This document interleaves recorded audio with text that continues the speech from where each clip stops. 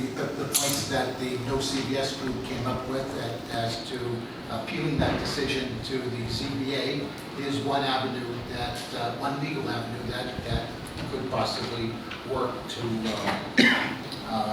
change this over. And then actually doing the phase 2 of contacting local developers to see if that did happen and Crosspoint did want to sell, that there would be a buyer in town going to take over the property. So that was just great to hear that there was actually a process as opposed to just a knee-jerk reaction.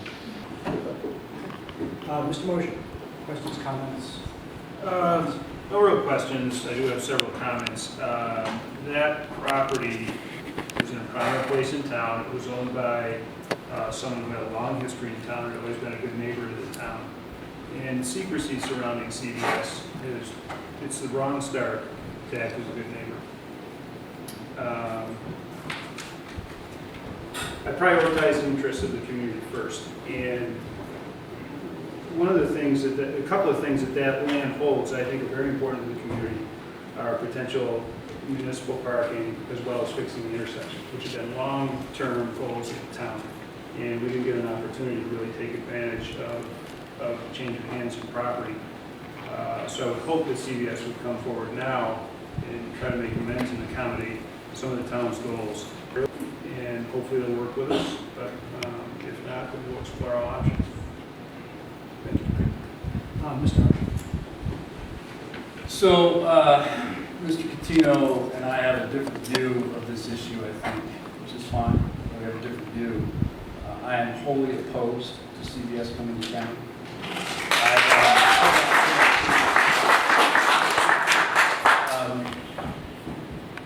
I think it's important that we recognize we have property rights, and people have property rights, and I respect property rights.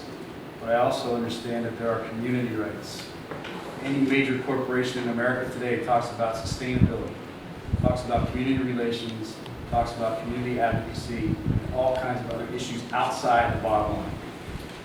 So I think that the folks at CVS or Crosspoint, whomever, made a grave mistake, in my view, coming in under the cloud of darkness, or cover of darkness, and springing into this on the community without recognizing their community and their public and civic responsibility to others beyond themselves and their property rights.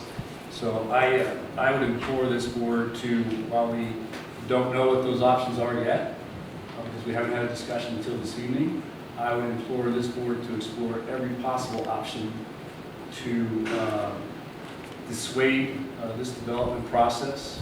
I would add a phase 3 to the options of the town of Hopkinton purchasing that land outright and creating some form of municipal use, including perhaps a park, fitness area, whatever. We'll figure all that out. It's well down the road.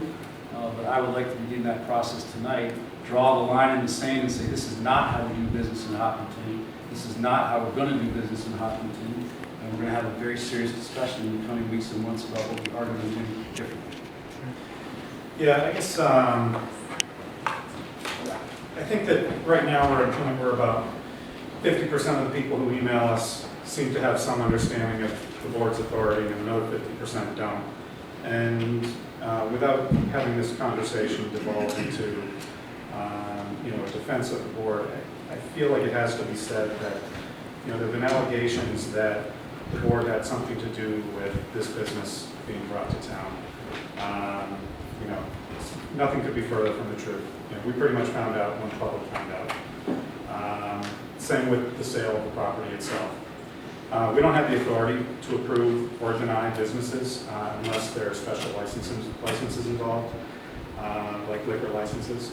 The board is extremely cognizant, and we do take action wherever we legally can when it comes to protecting the town's character. And we exhibited that in the last year by denying a couple of beer and wine sales permits.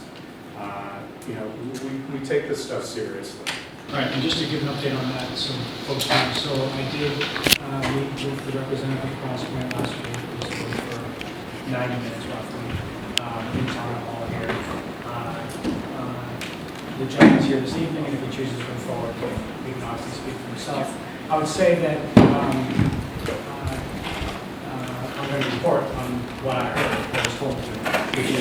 Cross Point is an entity that acquires properties like this. They specialize in really grocery store type things. As you know, subsequent to our meeting, we put out a letter to the community where he stated a couple of things, and he stated in our meeting as well, that they did actually put a lot of effort into bringing the grocery store or something comparable to Colella to the town, and that there were no takers. It wasn't an issue of rent or any other similar thing. It was just the fundamental economics of the business. It seems like people just didn't seem to believe. So the assertion made to me in our meeting, and then I think again in the letter to the town from him, is that if there wasn't something like a CVS, it would be an empty lot. They also relayed to me that the lease for this building has been signed. It's already in place. It's a long-term lease, and so essentially, again, this came to the town as a fait accompli. There was no opportunity for interaction beforehand. It seemed to come out of the conversation. We spent a lot of time talking about whether there was any latitude or any way to work on alternative solutions. And I think the feedback that came back fairly clearly was that, again, legally there's a valid contract in place, and so to get out of that requires everybody to agree to it. And I don't know, but I think that at least they thought everybody would agree. So, not to make it sound as if it was a negative tone, but it did come across that this is something that's already been done and set and is moving forward. And I did not perceive at least any openings to look for another negotiated solution or some alternative path. If the town is interested in pursuing its own agenda for that site, mention was made of purchasing the site, that's another matter. We could certainly pursue that. That's something that would require the authorization of town meeting, not necessarily before you start, but at some point in the process. If you're going to attempt to acquire the process, it would need acquire the property. It would need a town meeting vote to authorize that and appropriation of funds for it. It's not something that happens very quickly. If that's the goal, fully functioning business on it. And that acquisition could be done with the support of the landowner and without the support of the landowner, correct? If you're acquiring the property for a legitimate municipal purpose, you can do it by eminent domain. What your feeling is, there's a scene here that sometimes things like this fall. So with that, Let me just jump in real quick. No. The reason there's a scene. I'm not here to discuss that. This town, We're not here to under the discuss cover that. of Mr. darkness. Herr, you're out of order. I know I'm out of order. I will remain out of order until we get this figured out. Mr. Herr, They stop. came to town under the cover of darkness. Mr. Herr. And that is wrong. That Mr. created Herr. the scene that we're now struggling with. I'm asking you for the third time to let this go. I'd like to let the community speak, okay? Your points have been made. I'd like to keep this under control. I'd like to let folks ask questions. I'd like to move around, okay? May I speak? Please, name and address. Emily Strusik, 93 Front Street. In the interest of time, instead of us reading our statements, we've printed them out. We'd be able to distribute them to you, and they can also be found on our Facebook group page, which is Facebook group Snow to CVS. So Beth is going to hand them out. And I do have a question for our Board of Selectmen. What I've been hearing today has been really invigorating, so thank you for all the work that you've been doing on this, even though you haven't been able to meet and talk about it at all. The avenues that we've talked about so far include looking at the zoning. Our town council has had some input in that, possibly buying the property or getting back in touch with the developer that's interested.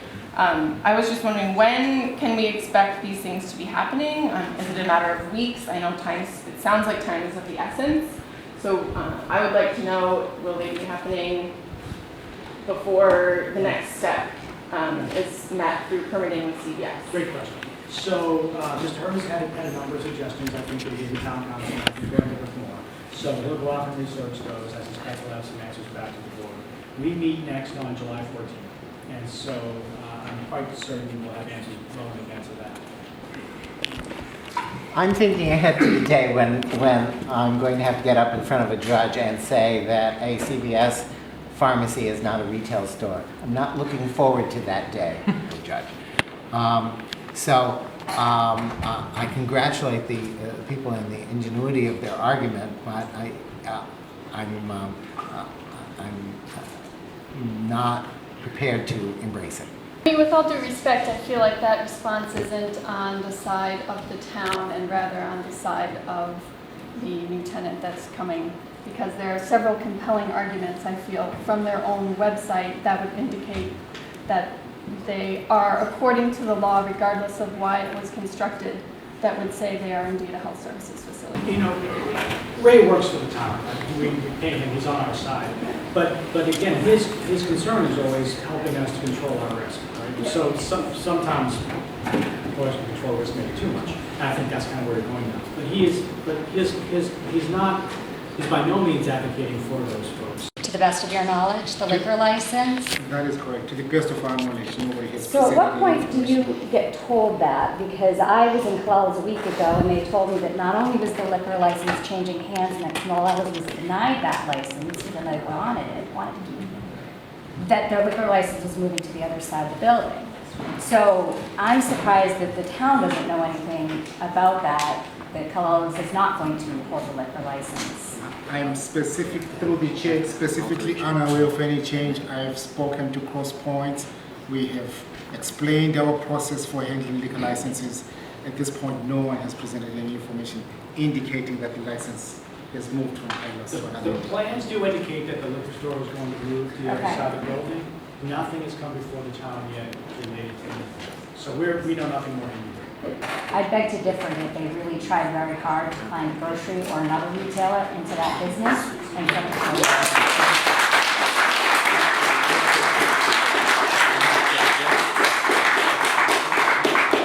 Thank you. Okay. Yep. Dennis Cates, Hopkinton Drug, 22 Kruger Road, General Manager of the Hopkinton Drug. This is an opportunity for us to thank the community for coming out and being supportive of us. I'm going to tell you, it's very humbling. I've never dreamed of this, ever. You've definitely made a change in my life. I thank you so very much. We are not going anywhere. We're going to try very hard. We're one store. We're not 9,000. We're just one store. It's going to be a heck of a challenge. But we're going to stand up and we're going to take that challenge as best as we know how. Thank you all.